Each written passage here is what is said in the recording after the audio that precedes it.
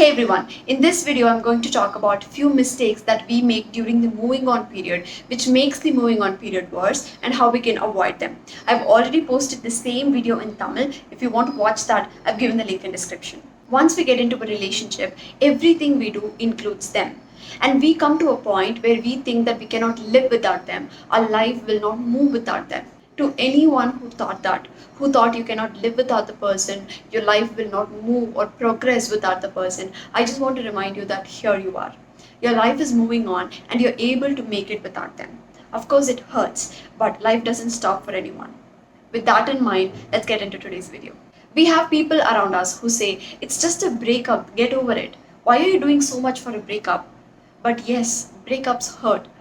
If you had feelings for someone, if you were involved in a proper relationship, you gave your love, care, support to someone, and breaking up something like that hurts. It's okay to worry about it. It's okay to take time to get out of it because that is the normal emotional response. While we take time and try to move on, there are few things that we need to understand which will make this moving on period a little better.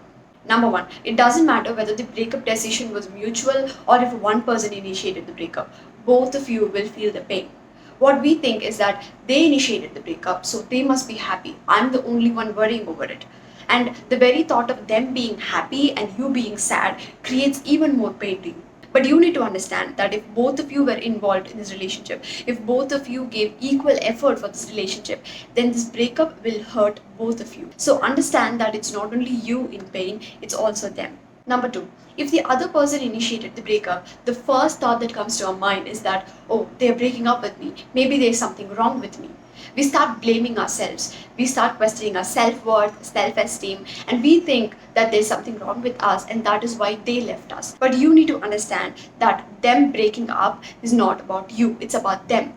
Maybe their life changed, maybe their mindset, their priorities changed, and they want to move their life in a different direction. It has nothing to do with you. The more you question yourself, the more pain you create. Always understand that their actions are about them, it's not about you. Number three, social media stalking. So it's better to not watch their profile. But if you're not able to do that, if you're going back and watching their profile, I just want you to remember that social media is not always the reality. Them posting pictures doesn't necessarily mean they are happy. They are also going through this breakup, and pictures has nothing to do with their emotional state. They can be sad, but they can still post pictures. So always understand that what you see on social media is not real. And I also want you to understand that they are also trying to move on just like you. So maybe they're trying new things, meeting new people, exploring new things, and posting about it. Instead of comparing your life to their social media, you can focus on your recovery just like they are focusing on their recovery.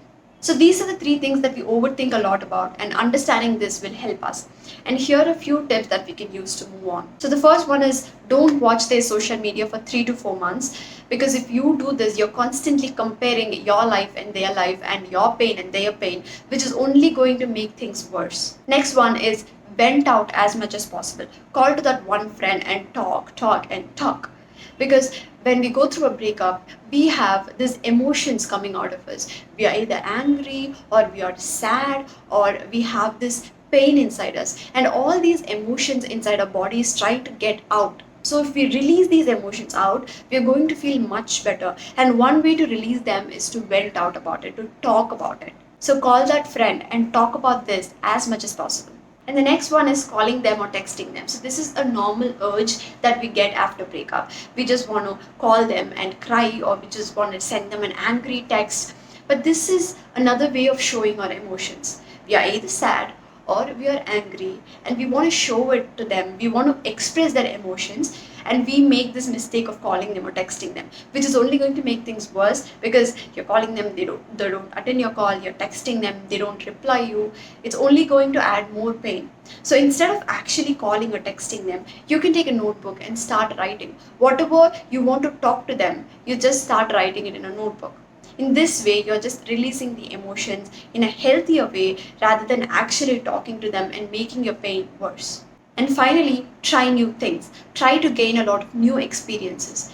When you were in that relationship, your life kind of included that person in every area of your life. And now that they're not there, you think that you won't be happy anymore, that you think that your whole world revolves around that person, and now that person is not there, you're not going to be happy. That is not true.